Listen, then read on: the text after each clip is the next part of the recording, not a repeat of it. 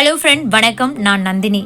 நாங்கள் போடுற டிஃபென்ஸ் நியூஸ்க்கு நீங்கள் கொடுக்கக்கூடிய ஆதரவுக்கும் நீங்கள் போடக்கூடிய கமெண்ட்ஸ்க்கும் ரொம்ப ரொம்ப நன்றி. சீக்கிரமாகவே உங்கள் கருத்துக்களுக்கு நாங்கள் ரிப்ளை பண்ணுறோம். உங்களோட ஆதரவு தான் எங்களோட உத்வேகம். சரி, இப்போ செய்திக்குள்ள போகலாம்.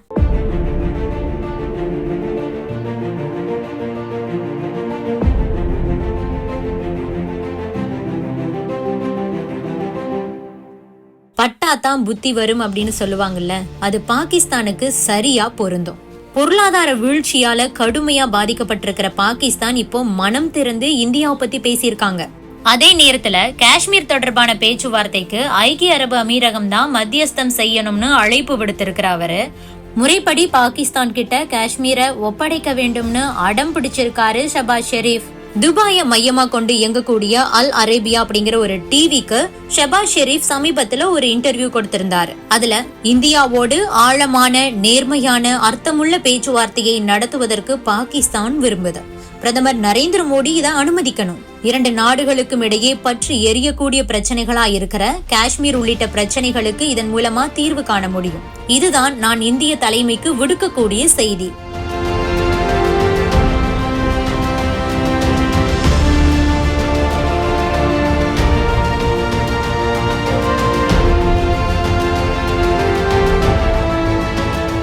இந்தியாவும் பாகிஸ்தானும் அண்டை நாடுகள், ஒன்றாகத்தான் வாழ்ந்தாக வேண்டும்.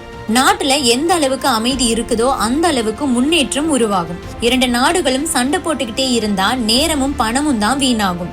இந்தியாவுடன் நாங்கள் 3 போர்களை சந்திச்சிட்டோம். இந்த போர்னால பாகிஸ்தான் பட்ட கஷ்டங்கள் தான் அதிகம். பாகிஸ்தானியர்களுக்கு இதன் மூலமா துன்பமும் வறுமையும் வேலை வாய்ப்பின்மையும் தான் கிடைச்சது. நாங்க எங்களுக்கான பாடத்தை இந்தியா கிட்ட இருந்து கத்துக்கிட்டோம். இதனால இனிமேல் நாங்க அமைதியத்தான் விரும்புகிறோம் அப்படின்னு பேசியிருக்காரு ஷஹபாஸ் ஷெரீப். தொடர்ந்து பேசின அவரு, எங்க கிட்ட என்ஜினியர்ஸ், டாக்டர்ஸ், திறமையான தொழிலதிபர்கள் எல்லாம் இருக்கிறாங்க. இந்த விலைமதிப்பற்ற சொத்துக்களை நாங்க முறையா பயன்படுத்தி வளர வேண்டும் அப்படிங்கிறது தான் எங்களோட விருப்பம். இதனால 2 நாடுகளிலும் அமைதியை கொண்டு வர வேண்டும். 2 நாடுகளும் சேர்ந்து வளர வேண்டும் என்பதுதான் எங்களது விருப்பம். அமைதியா இருந்து 2 நாடுகளும் முன்னேற வேண்டுமா இல்லையா? ஒருவருக்கொருவர் சண்டை போட்டுக்கிட்டு நேரத்தையும் வளங்களையும் வீணாக்க வேண்டுமா என்பதை நாம் தான் முடிவு செய்ய வேண்டும். இந்தியாவோடு செய்த போர்களால நாங்க நல்ல பாடத்தை கத்துக்கிட்டோம். அதனால உண்மையான பிரச்சனைகளை நாங்கள் தீர்க்க விரும்புகிறோம். எங்களுடைய வளங்களை வெடிகுண்டுகள் மற்றும் வெடி மருந்துகளில் வீணடிக்க நாங்க விரும்பல. 2 நாடுகளுமே அணு ஆயுத நாடுகள் தான். 2 நாட்டு ராணுவங்களிடமும் பல அதிநவீன ஆயுதங்கள் இருக்கு. கொஞ்சம் யோசிச்சு பாருங்க. 2 நாடுகளுக்கும் இடையே போர் ஏற்பட்டது அப்படின்னா அது மிகப்பெரிய பேரழிவை உண்டாக்கும். யாராலும் உயிர் பிழைக்கவே முடியாது. இந்தியாவுடன் அமைதியான உறவை நாங்க விரும்புறோம். அப்போதுதான் 2 நாடுகளும் வளர முடியும் அப்படின்னு பேசியிருக்காரு ஷஹபாஸ் ஷெரீப். இந்த சிங்கிள் கேப்ல காஷ்மீர் பத்தி அடிச்சு விட்டுருக்காரு. காஷ்மீர்ல இப்ப நடக்கிறத நாங்க ஒருபோதும் ஆதரிக்க முடியாது. அங்கு மனித உரிமை மீறல்கள் தொடர்ச்சியா அரங்கேறிட்டு இருக்கு. இது குறித்து பேசாம இருக்கவே முடியாது. காஷ்மீரில் தாங்கள் செய்வதை இந்தியா உடனடியா நிறுத்தி கொள்ள வேண்டும்னு பேசியிருக்காரு. ஷஹபாஸ் ஷெரீப்க்கு பாகிஸ்தான்ல நடக்கிறதெல்லாம் கண்ணுக்கு தெரியல. காஷ்மீர்ல மனித உரிமை மீறல்கள் இந்தியாவால நடக்குதுங்கிற மாதிரி பேசியிருக்காரு. காஷ்மீரை பாகிஸ்தான் கிட்ட இந்தியா ஒப்படைக்கணும். காஷ்மீர் விவகாரத்துல இந்தியா அலட்சியமா இருந்ததுன்னா 2 நாடுகளுக்கும் இடையே அணு ஆயுத போர் கூட வரலாம். ஒருவேளை ஏதாவது விபரீதம் நடந்துடுச்சுன்னா என்ன நிகழ்ந்தது அப்படிங்கறத சொல்றதுக்கு கூட யாரும் இருக்க மாட்டோம். எனவே காஷ்மீர் விவகாரத்துல இந்திய பிரதமர் நரேந்திர மோடிய பாகிஸ்தானுடன் பேச்சுவார்த்தைக்கு ஐக்கிய அரபு அமீரகம் அழைத்து வர வேண்டும். மேலும் இந்த விவகாரத்துல ஐக்கிய அரபு அமீரகம் மத்தியஸ்தம் செய்ய வேண்டும்னு சொல்லியிருக்காரு ஷஹபாஸ் ஷெரீப். நிதி நெருக்கடியில சிக்கி தவிச்சிட்டு இருக்கிற பாகிஸ்தானோட நிலைமை இன்னும் சில நாட்கள்ல என்ன ஆகுங்கிறதே தெரியல. 2 வேளை உணவு கூட இல்லாம அந்த நாட்டு மக்களே கஷ்டப்பட்டுட்டு இருக்கிறாங்க. இந்த மாதிரியான ஒரு சூழல்ல இந்தியா கிட்ட இருந்து காஷ்மீரை கேட்டு பாகிஸ்தான் பிரதமர் அடம் பிடிச்சிட்டு இருக்கிறாரு. பாகிஸ்தான்ல நடக்கக்கூடிய பிரச்சனையை திசை திருப்புவதற்காக அவர் இந்த மாதிரி பேசிட்டு இருக்கிறாரா அப்படிங்கறதும் தெரியவில்லைன்னு அமெரிக்க பொருளாதார வல்லுநர் வில்லியம்ஸ் தெரிவிச்சிருக்காரு. இந்த நிலையில பாகிஸ்தான் பிரதமருடைய பேச்ச அங்க இருக்கக்கூடிய ஊடகங்கள் தலைப்பு செய்தியா வெளியிட்டு இருக்காங்க.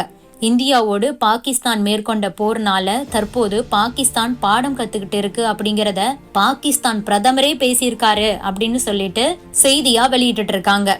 இதனையடுத்து பாகிஸ்தான் பிரதமர் அலுவலகம் இது தொடர்பா ஒரு விளக்கத்தையும் கொடுத்திருக்காங்க.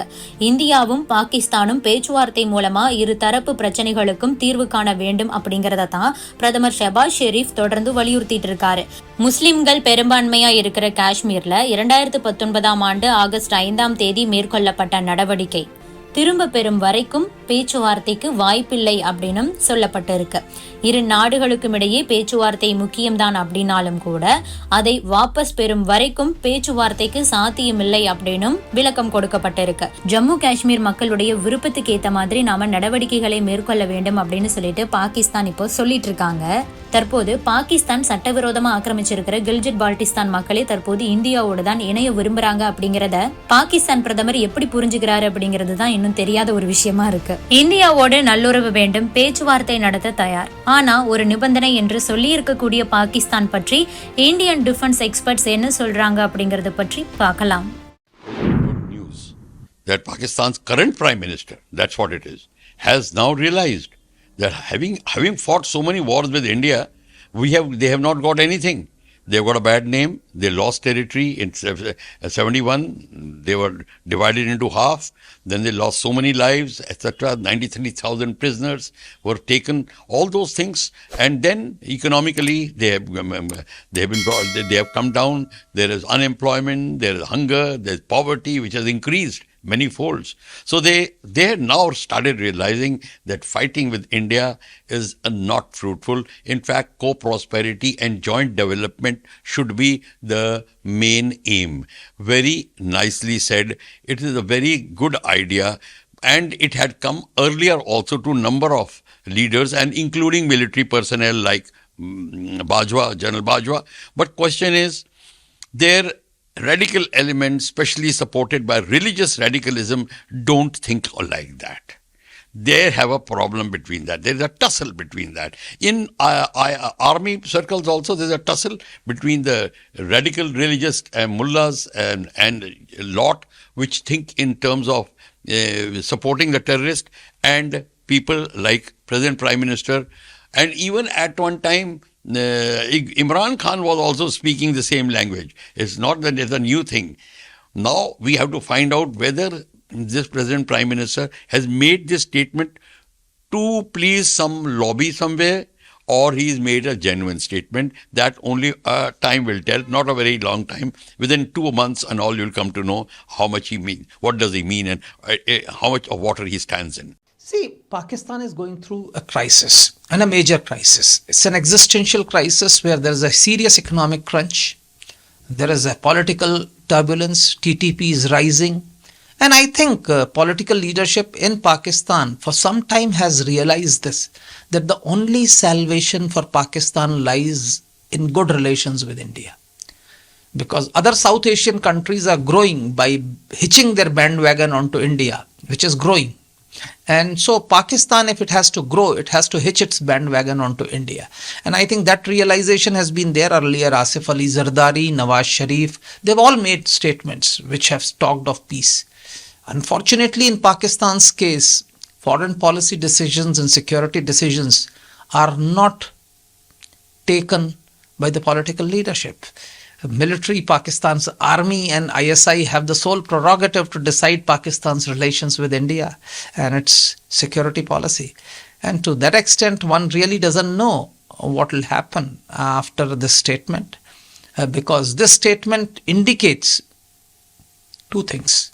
One is Shehbaz Sharif has been relatively close to army compared to his brother Nawaz Sharif, who has always taken a very tough stance of late against army, or even Zardari, who was powerful enough to make statements which could counter. Shehbaz Sharif has been one of those people who have generally maintained good relations with, quote unquote, the establishment of Pakistan.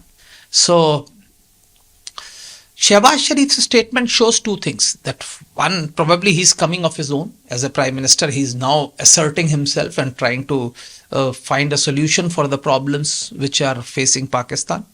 Or there is a distinct possibility that even Pakistan army or the sections of Pakistan army have realized that they need to talk to India for long-term peace and prosperity of Pakistan. And I think they have told Shehbaz Sharif to make this sort of. मुझे नहीं लगता कि ये कोई बहुत सोच विचार करके या एक बहुत संजीदगी से या एक सिंसेरिटी से ये प्रस्ताव रखा गया है.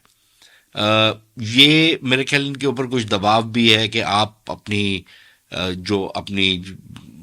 खित्ते के अंदर आपने जिस तरीके की दुश्मनियां पाली हुई हैं उसको आप बंद करें.